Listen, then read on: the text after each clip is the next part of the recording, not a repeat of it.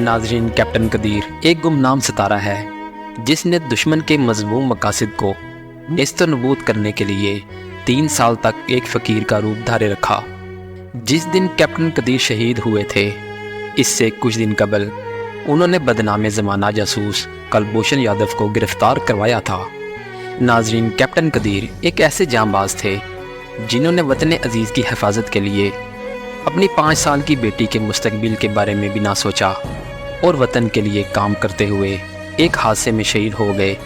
ناظرین، کیپٹن قدیر 3 سال تک بلوچستان میں راک کے نیٹ ورک کی جاسوسی کرتے رہے اور بالآخر کیپٹن قدیر کی محنت رنگ لائی اور یہ راک کے بہت بڑے نیٹ ورک کلبھوشن یادو تک پہنچنے میں کامیاب ہو گئے۔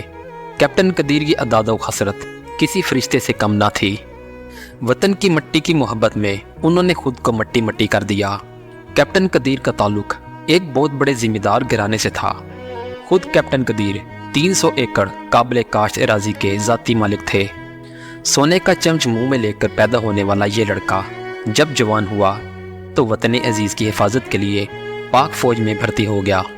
ان کے رشتہ داروں نے ان پر طنز کیا کہ جب روپے پیسے کی گھر میں ریل پل ہے تو نوکری کرنے کی کیا ضرورت ہے، ملازم کیوں بن رہے ہو؟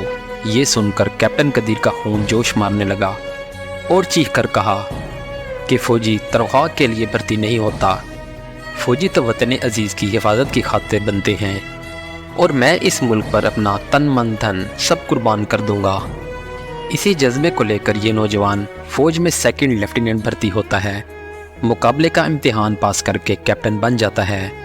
اس کا جذبہ دیکھ کر اسے ملٹری انٹیلیجنس میں بھیج دیا جاتا ہے، جس کے بعد اس نوجوان کو بلوچستان میں خفیہ مشن پر بھیجا جاتا ہے۔ نوجوان کے ذمہ بلوچستان میں راک کا نیٹ ورک تلاش کرنا اور دہشت گردوں کو ختم کرنا تھا۔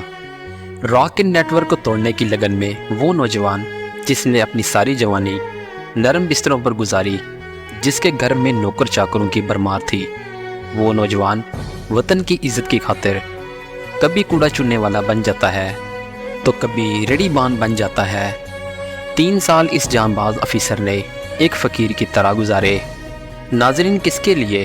آپ کے لیے اور میرے لیے، تاکہ ہمارے وطن کی سالمیت پر کوئی آنچ نہ آ سکے۔ کیپٹن قدیر اپنے گھر سے میلوں دور کیوں رہے؟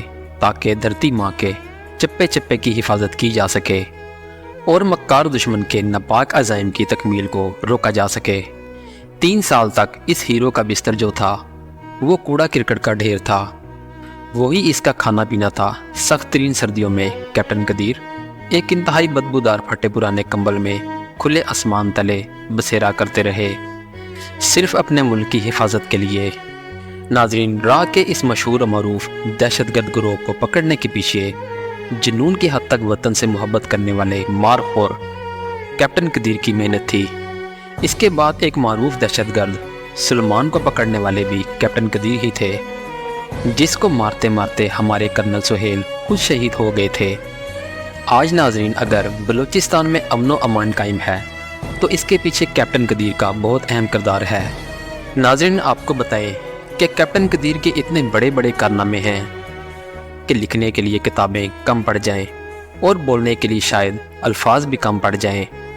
یہ کیسا انسان تھا؟ 300 ایکڑ اراضی کا مالک 3 سال کوڑا چننے والا فقیر بنا رہا۔ کس طرح بدبودار کمبل میں اس نے 3 سال گزار دیے۔ ناظرین، ہم جیسے نام نہاد حب الوطنی کے دعوے دار ایک رات بھی کوڑا کرکٹ کے ڈھیر پر نہیں گزار سکتے، مگر اس شخص نے ہم پاکستانیوں کو سکھ اور امن دینے کی خاطر اپنے گھر کے نرم بستروں کو لات مار دی۔ افواج پاکستان کو تانا دینے والوں، یہ ایک امیر کبیر شخص تھا۔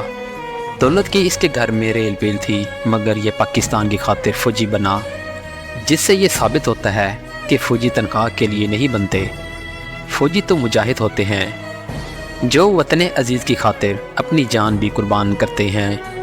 شہید کیپٹن قدیر ایک عظیم ہیرو تھے جن کے کارنامے تاریخ میں سنہرے حروف میں لکھے جائیں گے۔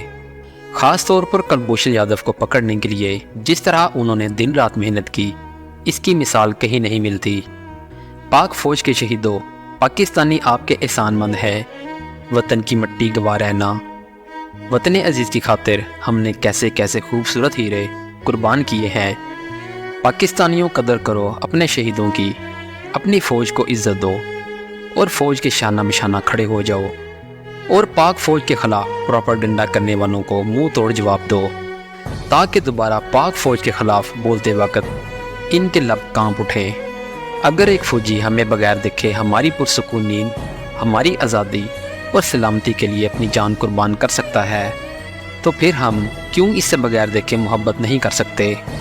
بطور قوم ہمیں متحد ہو کر پاک فوج کی حوصلہ افزائی کرنی چاہیے، اور اپنی آنے والی نسلوں کو پاک فوج کے بہادر سپوتوں کی کہانیاں بھی سنانی چاہیے، تاکہ ہماری آنے والی نسلوں کو یہ اطمینان رہے کہ ہمارا دفاع مضبوط ہاتھوں میں ہے، جو کسی بھی مشکل کو خاطر میں نہ لاتے ہوئے ہر قسم کی دلیری، جرت اور شجاعت کی مثال ہے۔ پاک فوج زندہ باد، پاکستان زندہ باد۔